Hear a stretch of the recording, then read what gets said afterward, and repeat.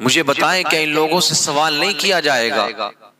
اور اللہ کے حضور جب ان سے سوال کر لیا جائے گا تو یہ کیا جواب دیں گے کہ انہوں نے صحابہ کرام رضوان اللہ تعالی علیہم اجمعین کے مقدس مزارات کے نشان تک مٹا دیے، انبیاء کرام علیہم الصلاۃ والتسلیم کے مزارات کے نشانات مٹا دیے گئے، اہل بیت اطہار کے مزارات پر بلڈوزر چلا دیا، آپ کی قبروں کے نشان تک مٹا دیے، ازواج مطہرات کی قبروں کے نشان تک مٹا دیے گئے کہ صحابہ کرام کے عاشق آپ کی قبور پر جا کر کے فاتحہ خوانی کرتے، دعائیں مانگتے تھے، اہل بیت اطہار سے محبت کرنے والے ان کی مزارات پہ جا کر کے دعائیں مانگتے تھے، ازواج مطہرات سے محبت کرنے والے ان کی قبروں پہ جا کر کے دعائیں مانگتے، فاتحہ خوانی کرتے تھے۔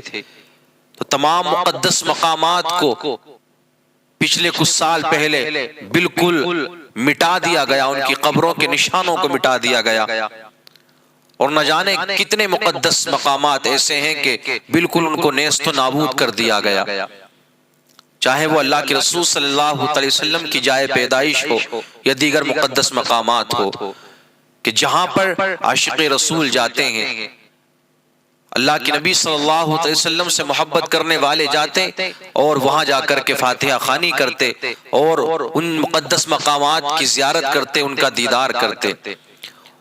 انہی مقدس مقامات کو ان ظالموں نے بالکل نیست و نابود کر دیا، بالکل مٹا دیا گیا، نام و نشان مٹا دیے۔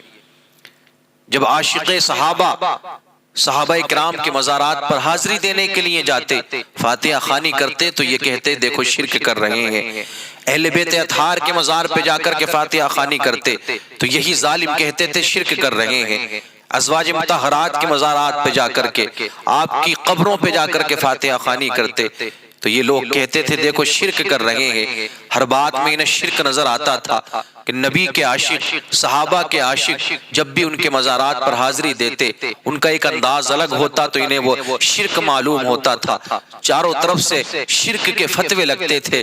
لیکن کہاں گئیں وہ آنکھیں اب؟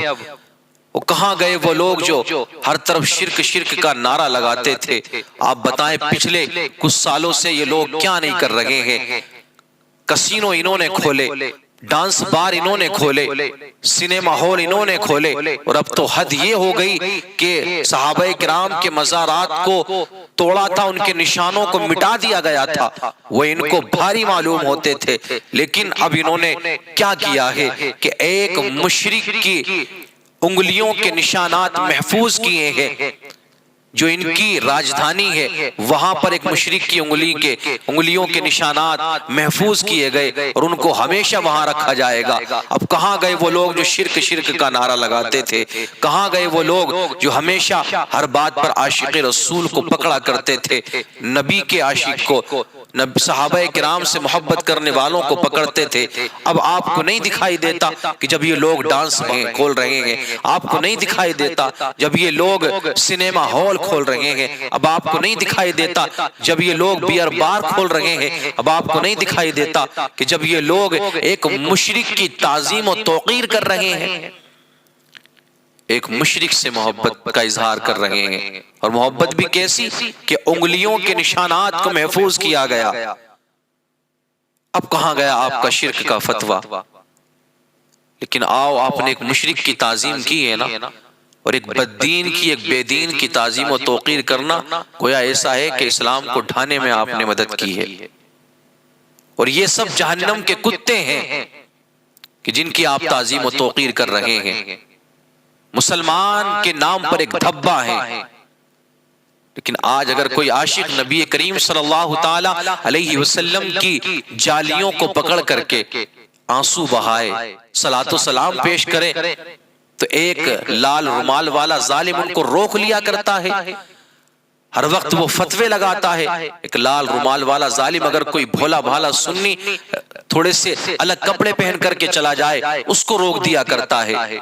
ایک لال رومال والا ظالم اگر کوئی عاشق رسول مزار مصطفیٰ صلی اللہ تعالی علیہ وسلم کے قریب کھڑے ہو کر کے چند اشعار سلام کے پڑھ لے، اس کو پکڑ لیا کرتا ہے۔ کیا صحابہ نے ایسا کیا تھا؟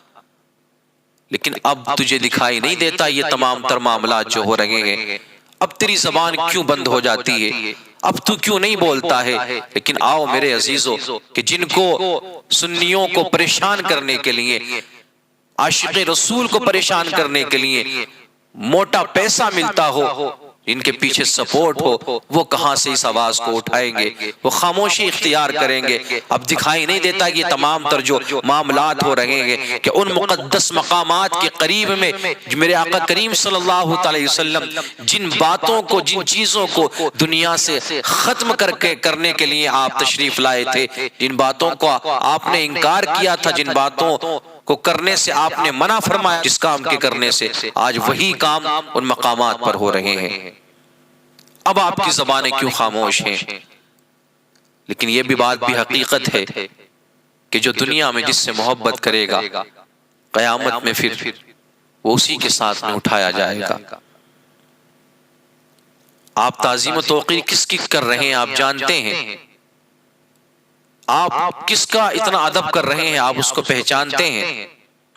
لیکن ایک بات یاد رکھیں، آخرت کے بارے میں بھی کچھ آپ اپنا خیال رکھیں کہ آپ کا حشر کس کے ساتھ میں ہونا ہے۔ تو میرے عزیزو، ان کی باتوں میں نہ آئیں، ان کے چکروں میں نہ پڑیں آپ۔ مسلمان کا تو ایک یہ مقام ہے کہ اللہ رب العزت نے قرآن میں ارشاد فرما دیا، لَقَدْ كَانَ لَكُمْ فِي رَسُولِ اللَّهِ أُسْوَةٌ حَسَنَةٌ۔ جو مسلمان ہیں، اللہ کو مانتے ہیں، اللہ کے حبیب کو مانتے ہیں، پھر انہیں کوئی آئیڈیل یا کوئی رہنما تلاش کرنے کی ضرورت نہیں ہے۔ سب سے بہترین ان کے لیے اگر کوئی آئیڈیل، کوئی رہنما ہے تو وہ اللہ کے حبیب صلی اللہ تعالی علیہ وسلم کی زندگی ہے۔ آقا کریم صلی اللہ علیہ وسلم کی زندگی بہترین نمونہ ہے مسلمانوں کے لیے۔ تو ان دنیا داروں کو فالو نہ کرو، یہ جو فلمی ایکٹرز ہیں ان کو فالو نہ کرو، بلکہ آقا کریم صلی اللہ تعالی علیہ وسلم کی زندگی کو پڑھو، آپ کے طریقے پر عمل کرنے کی کوشش کرو، اور محبت ان سے نہ کرو جو آپ کو پہچانتے تک نہیں ہے۔ محبت اس ذات سے کرو کہ جو آپ کو بھی پہچانتی ہے اور آپ کے آباء و اجداد کو بھی پہچانتی ہے، آپ کی نسلوں کو بھی پہچانتی ہے، جس ذات کو یہ بھی خبر ہے کہ قیامت میں آپ کے ساتھ میں ہونے والا کیا ہے۔ محبت کریں صحابہ کرام سے، محبت کریں اہل بیت اطہار سے، نبی کی محبت اپنے دل میں بسائیں، نبی کا پیار اپنے سینوں میں بسائیں، اور نبی کا پیار لے کر ہی دنیا سے جائیں۔ رب کعبہ کی قسم، قبر و حشر میں آپ ہی کامیاب ہوتے ہوئے نظر آئیں گے۔